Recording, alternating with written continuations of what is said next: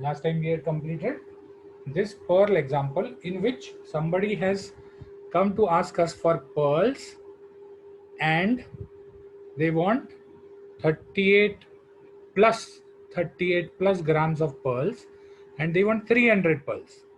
So whether we can give them or not. How we did it? We did it on basis of the confidence interval, that is standard deviation into z upon square root of n. Z value is the confidence interval.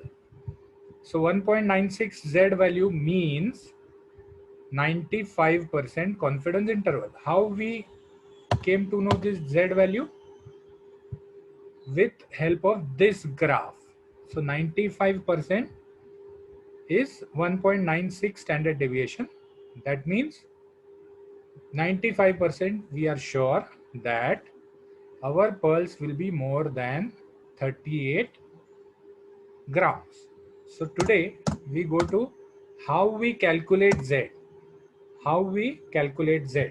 So before calculating Z, we have to understand what is a hypothesis. Hypothesis का मतलब है सोच.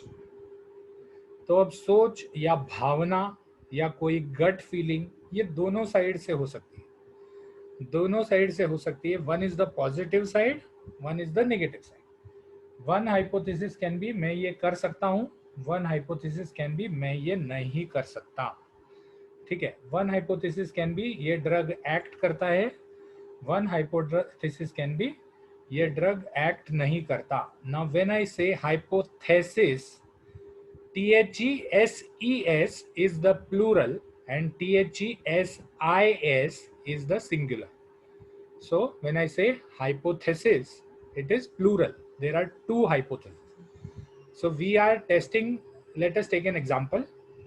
We are testing the effect of a drug on migraine. Migraine मतलब headache जो होता है वो migraine है, जो सूर्यावर्त जिसको कहते हैं, सूर्य की वजह से होता है.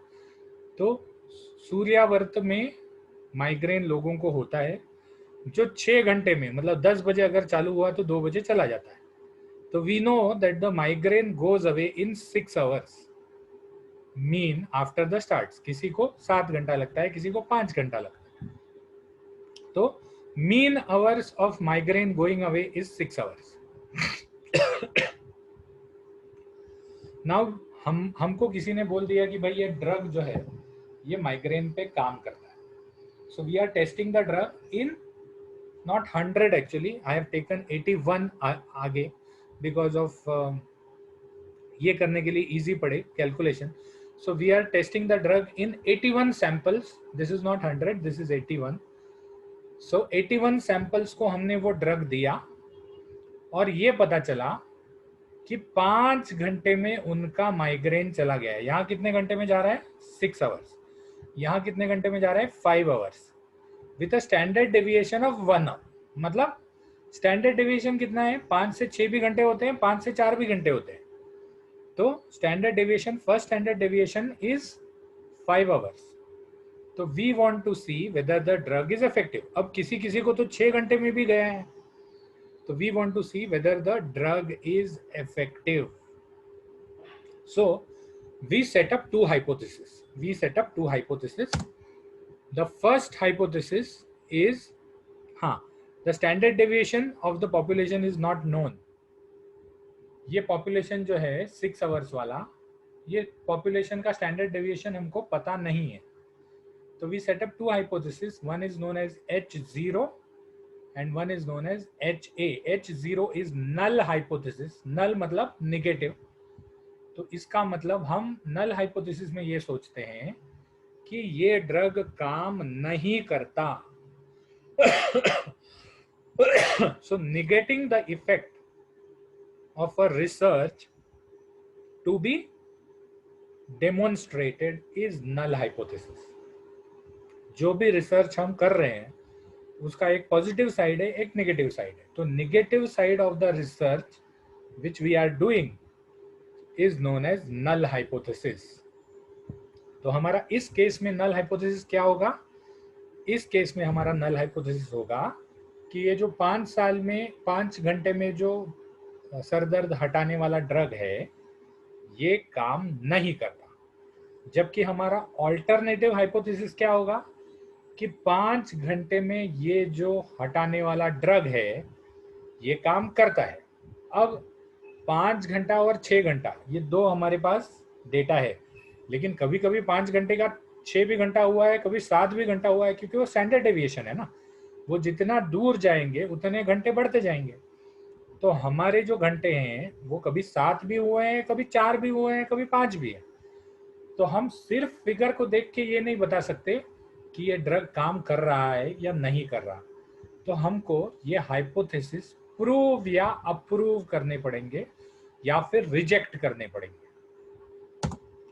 तो हाइपोथेसिस जीरो या नल हाइपोथेसिस H0 या H0 भी बोलते हैं उसको, drug does not act in migraine. Drug does not act in migraine which means that the mean of the population with the drug will still be 6 hours. अब हमारे पास जो 5 घंटे का पॉपुलेशन है वो किसमें है? सैंपल में, पॉपुलेशन में नहीं है।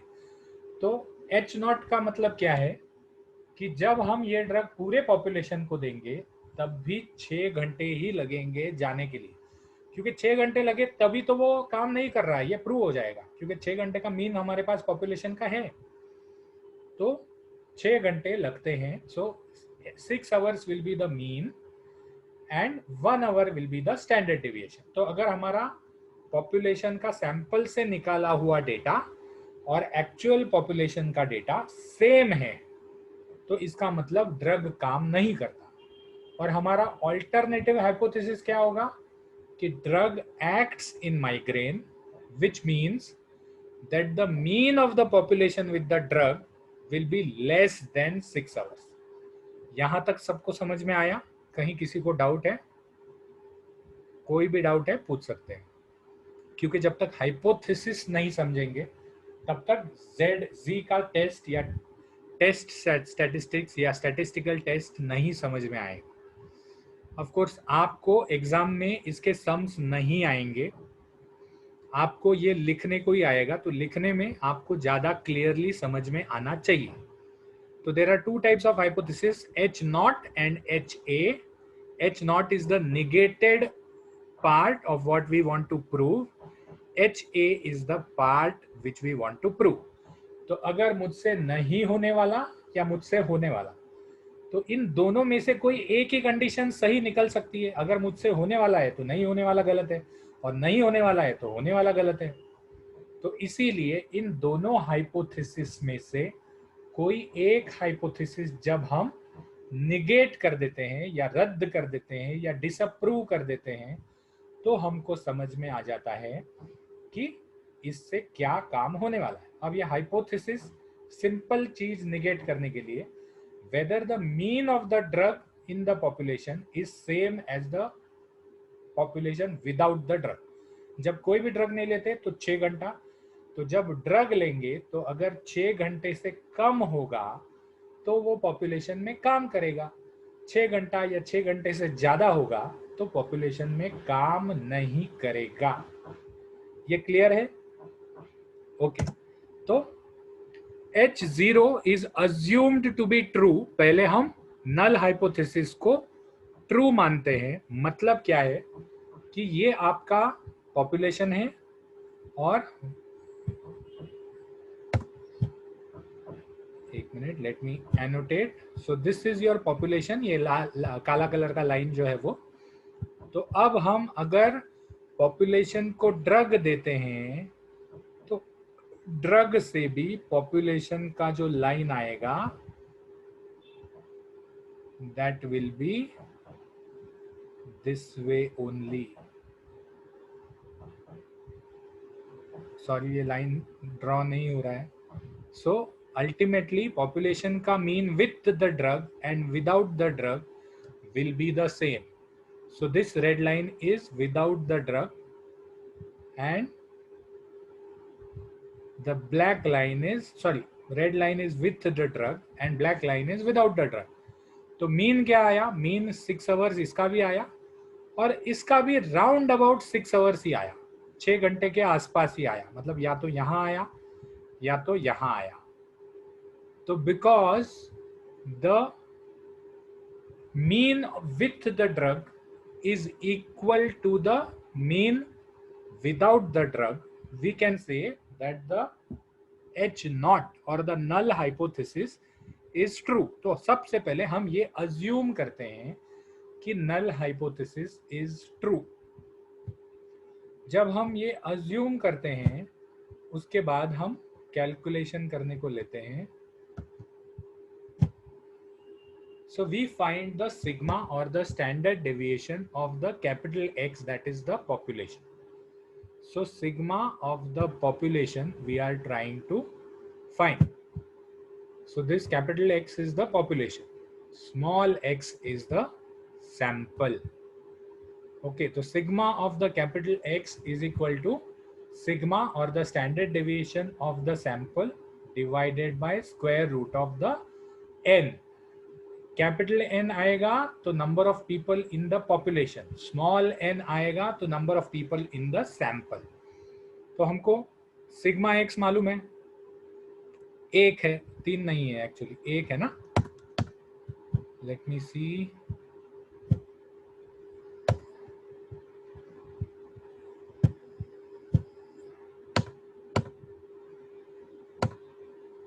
नहीं 3 आवर्स है, standard deviation is 3 hours. So 3 hours by square root of 81, that is 9. The best estimate of standard deviation of population is 0.33. ये समझ में आया? तो now we see the result with the drug. If the drug result is significant by taking the test of significance, which is Z or Z. So we are calculating Z here. So how we are calculating Z? Z is the mean of the population minus the mean of the sample divided by the standard deviation of the population. The best estimate of the standard deviation of the population. तो this comes out to 1 upon 0.33, 0 नहीं, 1 upon 0.33, 0 नहीं है, 1 upon 0.33, which gives you 3.33. So this 3.33 is nothing but the number of standard deviations. The mean of the test drug is from the population mean. मतलब क्या? अब ये 3.33 याद रखो, this is the number of standard deviations from the population mean. मतलब ये कि अगर हमारा ये विदाउट ड्रग का ग्राफ है तो हमारा जो विथ ड्रग का ग्राफ आएगा that will be somewhere here.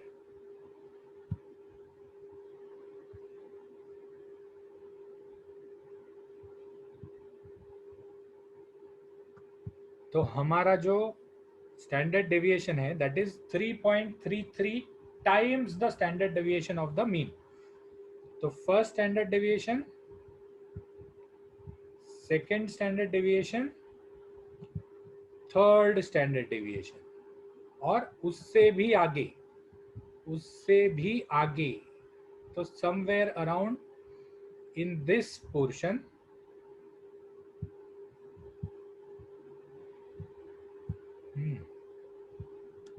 somewhere around in this portion our mean of the population will be there in the drug, क्योंकि 3.33 standard deviations away from the mean. away from the mean किस बाजू कम हुआ है, 6 से 5 हुआ है, तो it will be away towards the left side. तो यहां कहीं भी होगा. now we know that this is 65%, this is 95%, this is 99.8%. सो ये जो पार्ट है ये बचा हुआ कितना है 0.02%. जैसे हम प्रोबेबली z मतलब प्रोबेबिलिटी से z स्कोर निकालते थे कॉन्फिडेंस इंटरवल में, वैसे ही हम z स्कोर से प्रोबेबिलिटी निकाल रहे हैं। टेस्ट ऑफ सिग्निफिकेंस में हम z स्कोर से प्रोबेबिलिटी निकाल रहे हैं। यहां तक किसी को नहीं समझा तो बताइए, कुछ भी क्वेश्चन है तो पूछ लीजिए इसके रिलेटेड। ओके, तो इसका मतलब ये है कि भले वो जाते वक्त 5 ही घंटा गया है, ये एक्चुअली 5 नहीं है, मैंने 6 ड्रॉ किया है, it should be somewhere around this way. तो 5 ही घंटा गया है, लेकिन इसका जो मेजर पार्ट है that comes in the 0.33 standard deviation. 0.33 standard deviation. अगर इसको मैं ज्यादा अच्छी तरह से ड्रॉ करूं तो it will be somewhere like this. 5 तक गया है और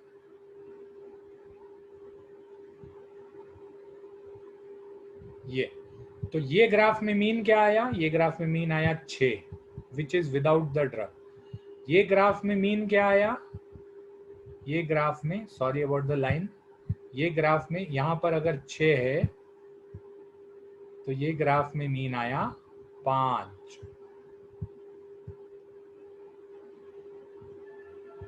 ठीक है, and majority of the portion is on the left side of the mean of the population without the drug, and majority of the portion is in this area, 3.33 standard deviations away. तो इसीलिए now when we calculate the z score, so H0, the null hypothesis, occupies just 0.2% area of the graph, जिसका मतलब ये है कि हमने क्या पकड़ा था? हमने ये पकड़ा था कि नल हाइपोथेसिस सही है, तो it occupies just 0.2 of the area of the graph, which means that the probability of occurrence is just 2 in 1000। सिर्फ 1000 लोगों को दवा देंगे तो 2 को फर्क नहीं पड़ेगा, बाकी सबको फर्क पड़ेगा। whereas the HA, that is the alternative hypothesis, occupies the 98.99% of the graph। तो अगर इसी ग्राफ को हम ऑल्टरनेटिव हाइपोथेसिस से पकड़ते, हमने पहले क्या पकड़ा था? नल हाइपोथेसिस सही पकड़ा था। अगर हम ऑल्टरनेटिव हाइपोथेसिस को पकड़ते तो it would have occupied, it would have been somewhere around this way. Sorry, again ये 6 तक मैंने डाल दिया। ऑल्टरनेटिव हाइपोथेसिस को अगर सही पकड़ते तो वो जो ग्राफ आता that would have been this way. तो ऑल्टरनेटिव हाइपोथेसिस जो है वो ज्यादा एरिया ऑक्यूपाई कर रहा है, नल हाइपोथेसिस मीन पॉपुलेशन के थोड़ा एरिया है ऑक्यूपाई कर रहा है। तो इसका मतलब ऑल्टरनेटिव हाइपोथेसिस इज ट्रू, और ऑल्टरनेटिव हाइपोथेसिस जो है वो सही है। 998 people will have some benefit out of 1000, will have some benefit with the drug. How we calculated this 998? सिर्फ 9998% को मल्टीप्लाइड बाय 10 मल्टीप्लाइड बाय 10 कर दिया। फ्रैक्शंस का जो हमने 4th स्टैंडर्ड या 5th स्टैंडर्ड में सीखा था, 998 99.8% मतलब divide by 100,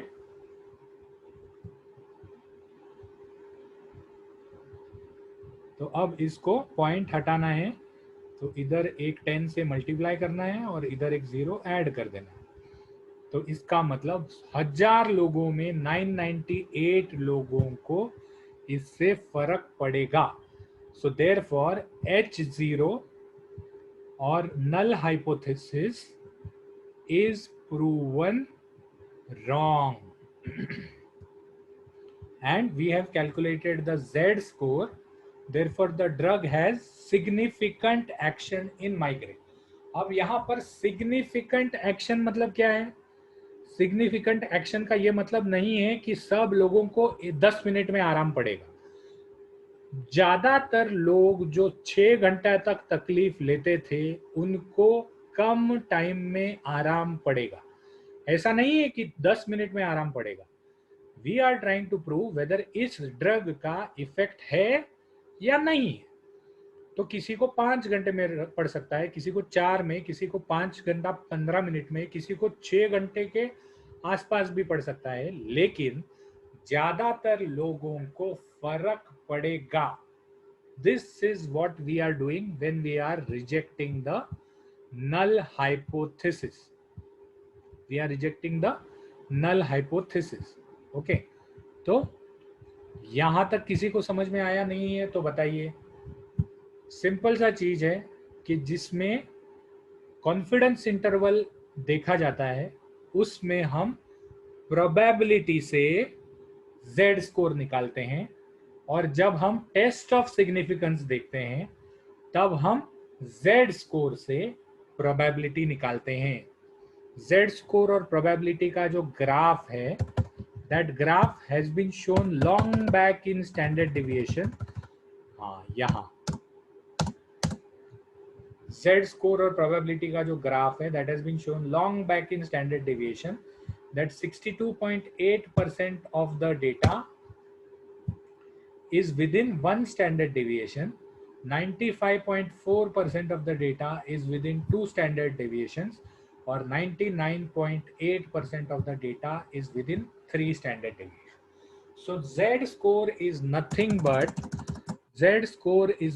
but how many standard deviations the mean of the population with a particular criteria goes into the mean of the population without the criteria. Drug लेके कितने लोगों को फर्क पड़ सकता है और कितने लोगों को फर्क नहीं पड़ सकता. That is the whole hypothesis rejection. तो उसके बाद एक पॉइंट हमसे छूट गया था, representation of data. Now we have only parametric and non-parametric tests here. एक पॉइंट हमसे छूट गया था which was representation of data. तो डेटा जो है उसको जब हम रिसर्च करते हैं तो हमको डेटा मिल जाता है. जैसे अगर आपको बीपी वाला एग्जांपल याद हो तो 91, 123, 121, 125, 160, 180, 1 ये जो है ये डेटा है. So why data needs to be represented? Data को रिप्रेजेंट करने का कारण क्या है? तो data itself means nothing or is useless unless it is at least arranged. जब तक हम अरेंजमेंट ऑफ डेटा नहीं करते तब तक वो डेटा यूजलेस है. समझो, अगर मैं आपको दीपिका पादुकोण, और मुझे हीरोइन के नाम पता नहीं, मेरे सब जमाने की हीरोइन अलग अलग थी, लेकिन दीपिका पादुकोण और 9 अलग अलग हीरोइंस के नाम दे दूं. दीपिका पादुकोण इसीलिए मुझे याद है क्योंकि मेरे बेटे को वो पसंद है. तो दीपिका पादुकोण और 9 अलग अलग हीरोइंस के नंबर में आपको दे दूं, और वो नंबर में इस तरह से दे दूं कि वो सब मिक्स हुए हैं, तो उस डेटा का कोई मतलब नहीं है. आप किसी को भी कॉल नहीं कर सकते. लेकिन अगर मैं उनको अरेंज करके दे दूं कि 9869453249, 9892929292 तो अरेंज करके दे दूं, तो आपको इतना तो गारंटी होगा कि चलो ये 10 में से किसी एक का तो नंबर हमको सही मिला है. तो arrangement will not give you any information unless it is analysed. Now what is analysis? Analysis का मतलब है कि मैं मैच द फॉलोइंग करूं. Deepika Padukone, Kajol, Madhuri Dikshit, sorry because of the names, Madhuri Dikshit, Deepika Padukone, Kajol, ये वो ऐसे 10 नाम यहाँ लिखूं और उनके सामने उनके नंबर लिख दूं, तब आपको पता रहेगा कि यार मुझे दीपिका पादुकोण को फोन करना है तो दीपिका पादुकोण का ये नंबर है. तो arrangement will not only give you much information unless it is analysed. And analysed is many a times not assimilable. हमको समझ में नहीं आता unless we get a overall view of the condition. तो अगर मैं एक जगह पर दीपिका पादुकोण, मतलब अगर आपको पता ही नहीं है कि दीपिका पादुकोण कैसे दिखती है, या फिर आपको उसका नाम ही नहीं पता। यहाँ मैंने दीपिका पादुकोण का चेहरा निकाल दिया, यहाँ माधुरी दीक्षित का चेहरा निकाल दिया, यहाँ काजोल का चेहरा निकाल दिया और उसके आगे उनके फोन नंबर लिख दिए। तो this is a diagrammatic representation, जिसमें आपको झट से देखने के बाद समझ में आ जाएगा कि यार ये नंबर इस हीरोइन से रिलेटेड है। So data needs to be represented. First step is arrangement, second step is analysis, and the third step is representation in an assimilable form. assimilable मतलब जो झट से समझ में आए वैसे। तो let us see how each one works. जैसे ये बीपी का डेटा है, तो बीपी का डेटा जो है वो मैंने ऐसे के ऐसे दे दिया, 128, 142, 160. This is collected data, this is collected data. तो कलेक्टेड डेटा मैंने ऐसे के ऐसे आपको दे दिया, ये है, ये कलेक्टेड डेटा है। Now I am going to arrange the data.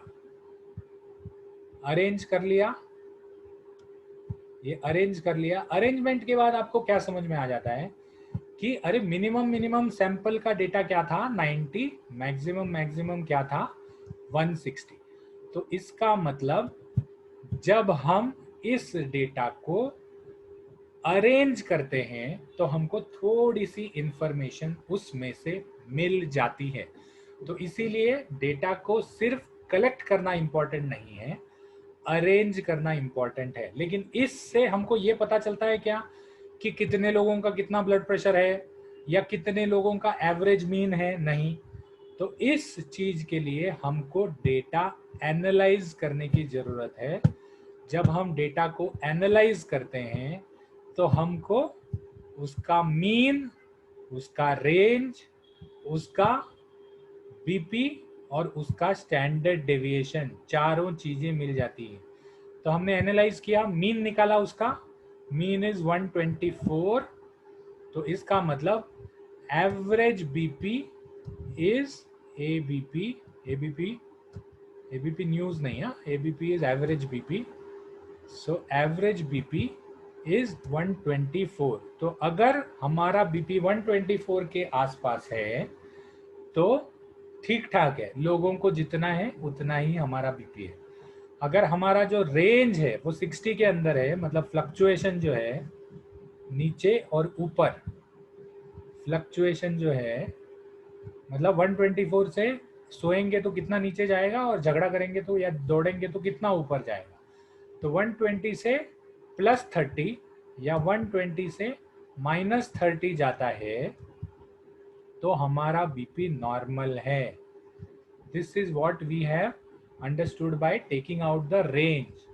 और स्टैंडर्ड डेविएशन मतलब ज्यादा करके अगर हमारा ब्लड प्रेशर 124 से 12 कम रहता है, -12, और 124 +12,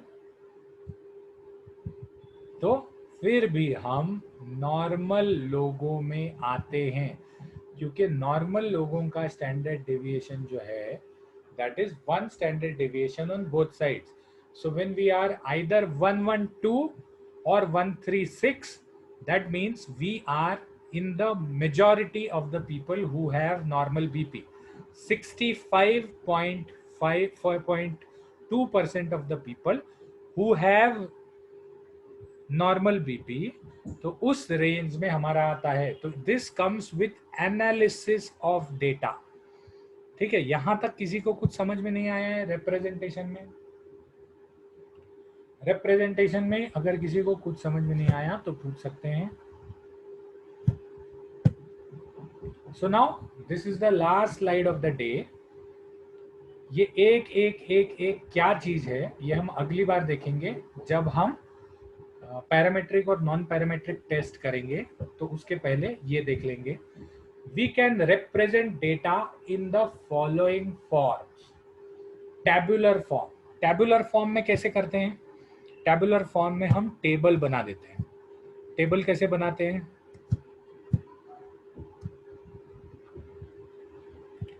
टेबल बना दिया हमने। 1 3 6 2 1 1 2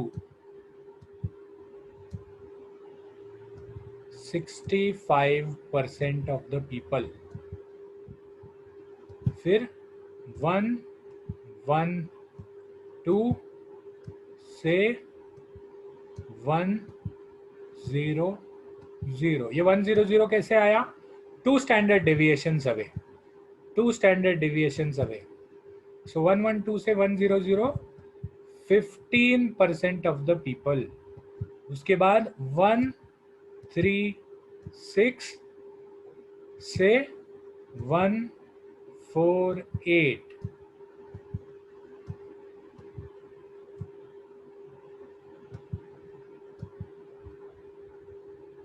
15% ऑफ द पीपल। तो ऐसे करके जब हम करेंगे तो हम टैब्यूलर फॉर्म में लिख रहे हैं, डायग्रामेटिक फॉर्म में bar diagram. We will come to it next time. Next time में सब चीजों के बार निकाल के रखूंगा। सो इसी चीज को हम बार डायग्राम में कन्वर्ट करते हैं। 65%, 136 to 122, 15%, सॉरी 15%, 112 से 100, 15%, 136 से 148, उसके बाद 2% इस बाजू, 2% इस बाजू। Now if you see the distribution is a normal curve. तो this is how we are doing the bar diagram. Pictogram में हम पिक्चर्स निकालते हैं या तो बीपी इंस्ट्रूमेंट के। ये सब आपने स्कूल में किया होगा। तो ये बीपी इंस्ट्रूमेंट के पिक्चर्स हैं। 3 each BP instrument is equivalent to, और ये छोटा सा 5%। उसके बाद ये दूसरा वाला जो है ये इतना। This is a pictogram. Pi diagram जो है, पाई डायग्राम भी आपने देखा होगा, जिसमें एक सर्कल निकालते हैं। 65% of the circle is covered by 136 to 112, 15% of the circle is covered by the other two things, and the rest 5% is covered by other two things. So this is a pie diagram. तो हमारे पास 2.5 minute बचे हैं। What we will do is we will take the attendance. अगर attendance करते वक्त किसी को भी कोई डाउट है तो he can ask, no problem.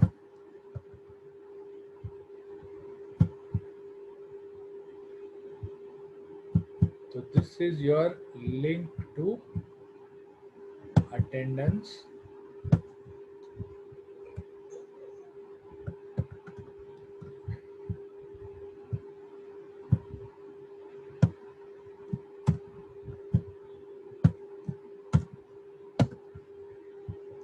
फटाफट अटेंडेंस दे दो।